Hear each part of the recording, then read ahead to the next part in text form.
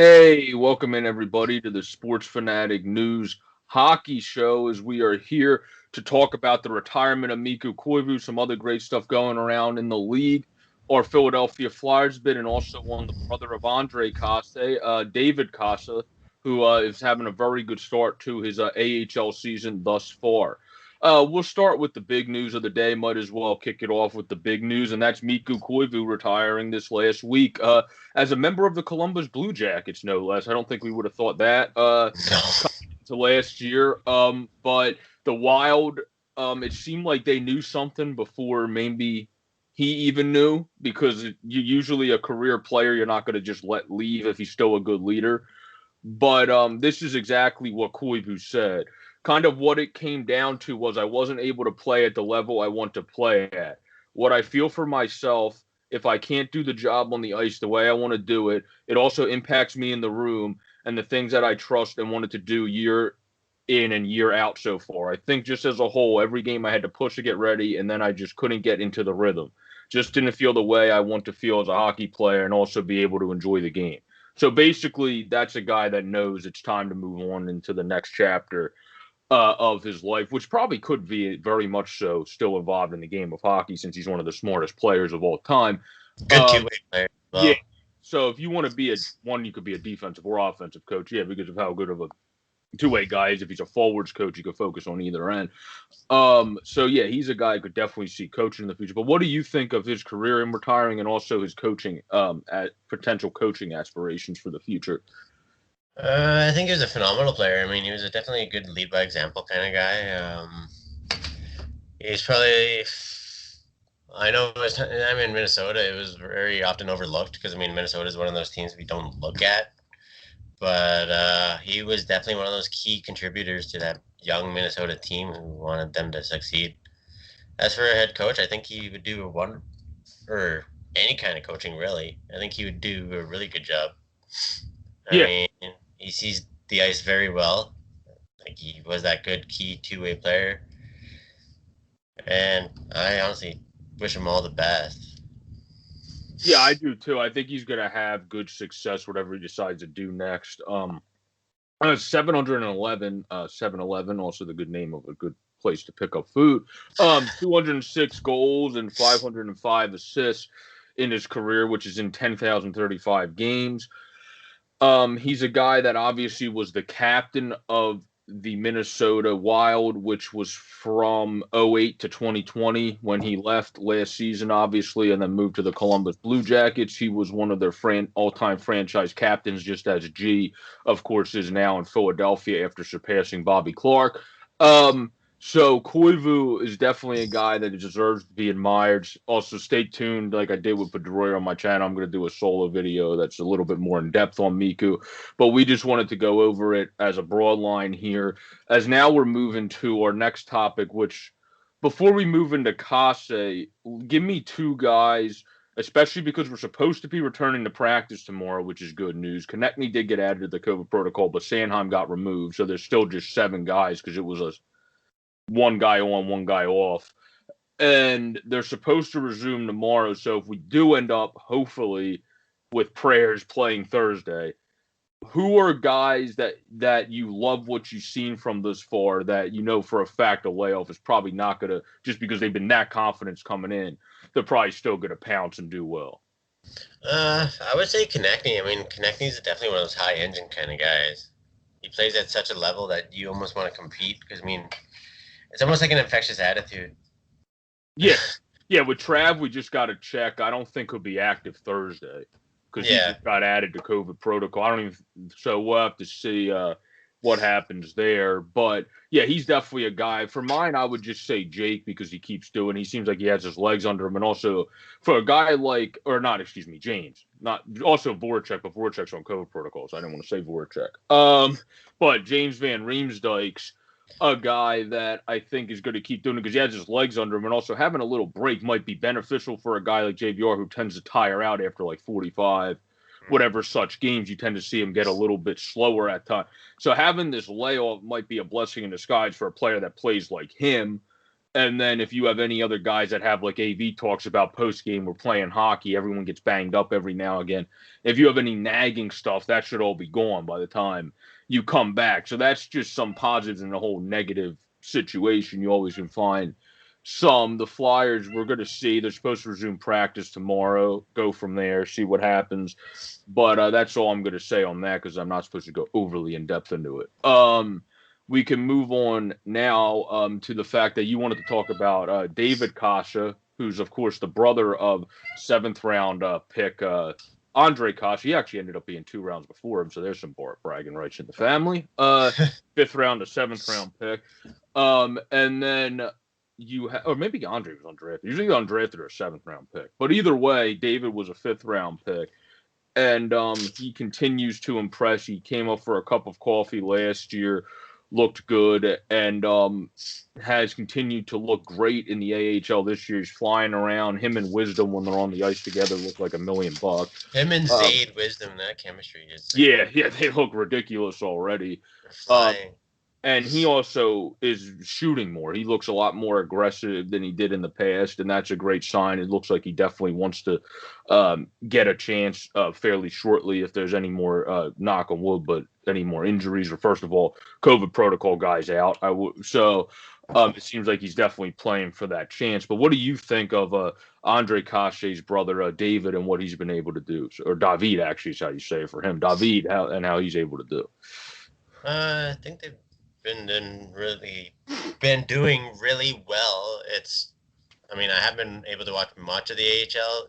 I've been only watching the Chicago Wolves side of this tape, but I think David can do really well. I mean, even when he played last year with the Flyers, like, he was flying out there. He has potential to get his skating legs going, and when he goes out there, I think he even scored last year too, if I remember correctly. He did, I think, on a deflection. I'm pretty sure he skated into the slot and scored.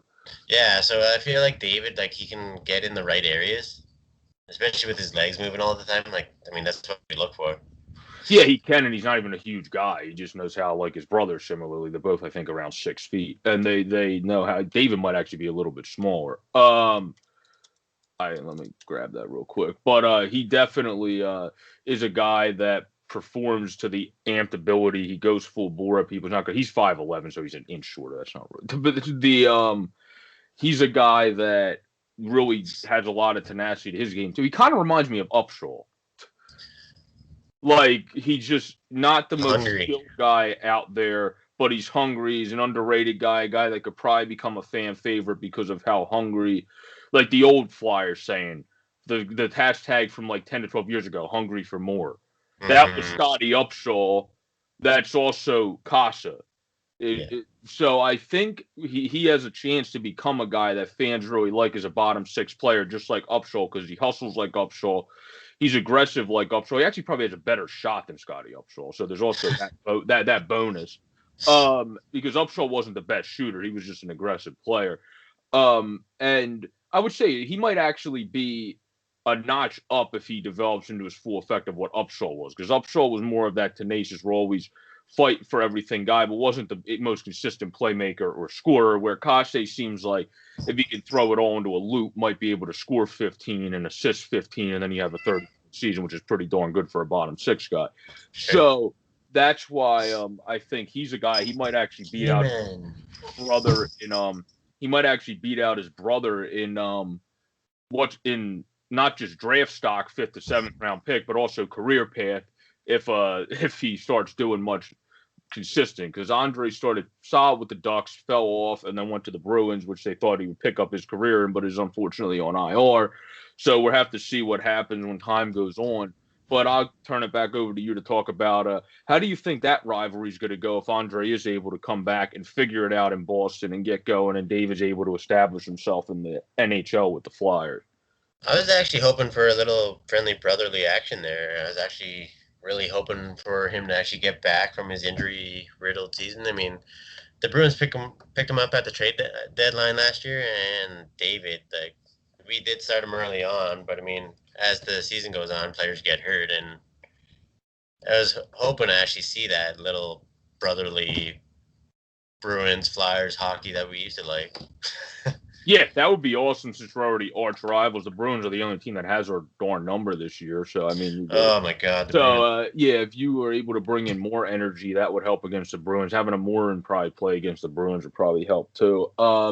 So yeah, you have different things you can do in order to try to balance out their team, but you're going to have to do them. And adding another defenseman is probably something that's going to have to be a thing with that as well.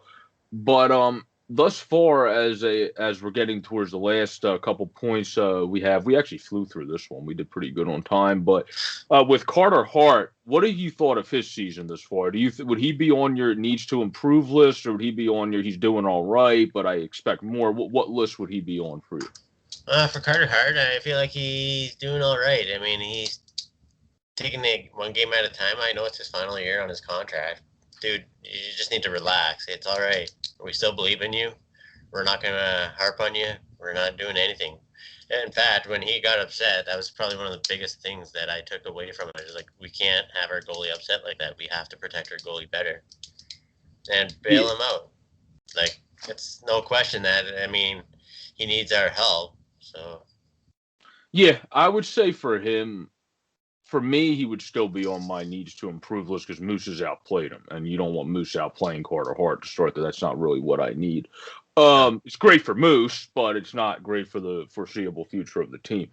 Hart did better the couple games after he slammed his stick. That seemed to motivate the team a bit, but he still has a 3.49, an Mm-hmm. 8.97. He's 5-2, but those are not sexy numbers otherwise. They're So not good NHL yeah, numbers. he said himself, I need to improve. I need to fix. So when the guy says it himself, I'm going to trust him and say, I think he's on my needs to improve list, but he'll get there. I have no lack of confidence in the fact that he'll get there. I'm just saying from the way the season sits now, he's definitely on my needs to show more improvement list, but there's no problem with that because we have full confidence he'll get there. It's just not yet. Also, this layoff might be perfect for him because sometimes it has nothing to do with physical or your positioning. It just has to do with you get in your head. And the best way to get out of your own head is just to relax, chill, do a bunch of random crap for a week, and then come back. Mm-hmm. So that's exactly what, obviously by accident, because of the protocols of the league, everybody, we wish them well, that out had to go into. You now have that opportunity to do that. So it's definitely going to be interesting to see what happens. Now, as a wrap-up point, I just wanted to tell people, the people that are on the taxi squad for if we do play Thursday, that are 100% most likely going to be playing with the 7 people that are on the COVID list. Now, I don't know how Carson got into the taxi squad. I thought he was injured, but it says Carson's on the Oh no! I was thinking of Lazinski. Carson Cherwinski's on the taxi squad. There we go. That's why. Andreev's on the taxi squad. Prosser, Pouliot, Lyon, and they actually put Sandstrom on the taxi squad too. So they have 2 goalies on the taxi squad. Sandstrom's on there now. And then non-roster, all the guys that are out still with COVID. They didn't update this yet on Cap Friendly. So swap Konechny for Sanheim. And then you got Braun, Lawton, Lindblom, Voracek, and Giroux. Also, congratulations to Claude Giroux on his next child. They're having another son, Ryan, that on Instagram. Congratulations to him on that as well. And then injuries in the organization are Morgan Frost, of course. Hopefully he's able to not stay out the whole season. Kirill Ustimenko, who had surgery in Belarus and might not play all season. Wade Allison and Isaac Ratcliffe, who's supposed to. I know Ratcliffe's supposed to be back soon. I am not entirely sure on He's what. still too young, I think. Yeah, Wade Allison's supposed to be back. I think his is still undisclosed. They don't know it. And then Ratcliffe is still a couple weeks, but he's a big guy that'll do well in the minors. You see where you can get him in a couple years. He's probably more of a 24-year-old call up to the NHL. He's 22 now. But yeah, he definitely seems like a nice player to have, maybe a Matt Martin type in the future, because you need to have those guys that can kind of round and pound. But as we're nearing our finish here, did you have any closing thoughts on the entire league or on the NHL, AHL as a whole, or whatever you wanted to bring up? I think they're doing a wonderful job. I mean, they're trying their hardest to give us the game that we like. I mean, it's very uncertain out there. It's very terrible for everyone. But I mean, we're thankful that we still get hockey. I mean, we should be very thankful at least. And I just hope that we have a good season for the rest of our players. I mean, we wish them all the best, and hopefully they stay safe. Yeah, we wish them all the best. We're praying everybody that's on the COVID list gets well and gets well as quickly as possible, is able to resume hockey activity and able to play the game they love again, and the game that we love watching them play and covering as well for Flyers Nitty Gritty. So we definitely enjoy doing all that. For Ryan Renaud, I'm Joe Boric. This has been the Sports Fanatic News NHL Flyers Hockey Check-In. I hope everyone has a great, safe, and pleasant day. Stay safe out there. Enjoy all the hockey. Peace out, everybody.